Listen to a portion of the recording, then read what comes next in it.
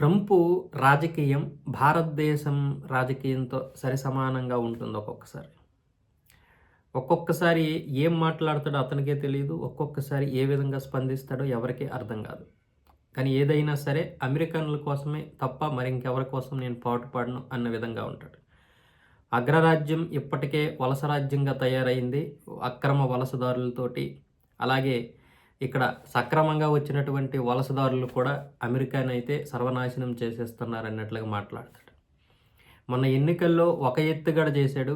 ఇప్పుడు ఎన్నికల్లో గెలిచిన తర్వాత మరో రకమైనటువంటి ఎత్తుగడ ఈ ప్రపంచం ముందు తన ప్రవర్తన అయితే తెలిసింది.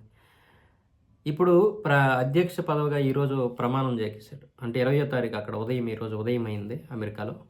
ఇప్పుడు అమెరికాలో అధ్యక్ష పదవికి ప్రమాణ స్వీకారం చేసిన తర్వాత మరో రకంగా ప్రవర్తిస్తున్నాడు. మొన్నటి వరకు వ్లాదిమిర్ పుతిన్ని ప్రశంసలతో పొగిడినటువంటి ట్రంపు ఇప్పుడు వ్లాదిమిర్ పుతిన్ అయితే విమర్శలతో ముంచెత్తాడు. దాంతో అక్కడ ఉన్నటువంటి రిపోర్టర్లు కూడా షాక్ అయిపోయారు.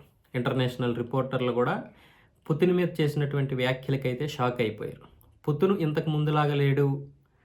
అసలు ఉక్రెయిన్ రష్యా యుద్ధం మొదటి వారం రోజుల్లోనే ముగుస్తుంది అనుకున్నాను, ముగియలేదు. దాదాపు 3 సంవత్సరాలుగా కొనసాగుతుంది. దానికి కారణం పుతినే.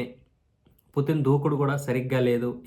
ఇదే దూకుడిని కొనసాగిస్తే భవిష్యత్తులో సర్వనాశనం అయిపోయే ప్రమాదం ఉంది. చాలా ఇబ్బందుల్లో పడుతుంది రష్యా అని ఇలా మాట్లాడడంతో అక్కడ రిపోర్టర్లు అందరూ కూడా ఆశ్చర్యపోయారు. ఇప్పుడు అక్కడ ఉన్నటువంటి ఎవరైతే ఉన్నారో విదేశాల నుండి వచ్చినటువంటి అక్కడ వీసా పొంది అలాగే సభ్యత్వం పొంది అమెరికా పౌరసత్వం పొందిన వాళ్ళు కూడా ఇతర దేశాల నుండి వచ్చిన వారికి పిల్లలు పుడితే మరి పౌరసత్వం ఉండదు అని చెప్తున్నాడు.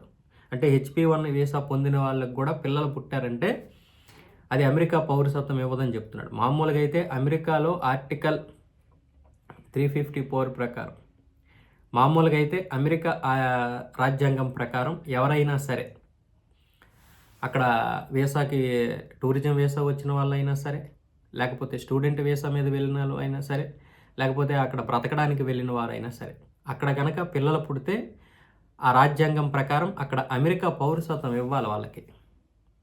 కానీ ఇప్పుడు ఆ పౌరసత్వాన్ని రద్దు చేస్తానంటున్నాడు. ఇది చాలామంది మీద తీవ్ర ప్రభావం పడిపోతుంది. ఇది కాకుండా ఇప్పుడు అందరినీ ఏకిపారేస్తున్నాడు. చైనాని, భారత్ని, రష్యాని, అన్ని దేశాలపైన పూర్తిగా సుంకాలు విధిస్తాను అని చెప్తున్నాడు. ప్రస్తుతానికి అమెరికాలో తన మంచి మార్కు కోసం ఏవైతే చేస్తున్నాడో ఇవన్నీ అమెరికాలో చిక్కుల్లో పడేసే ప్రమాదం కూడా ఉంది. బట్ ప్రపంచం ఏ విధంగా స్పందిస్తుందో చూడాలి.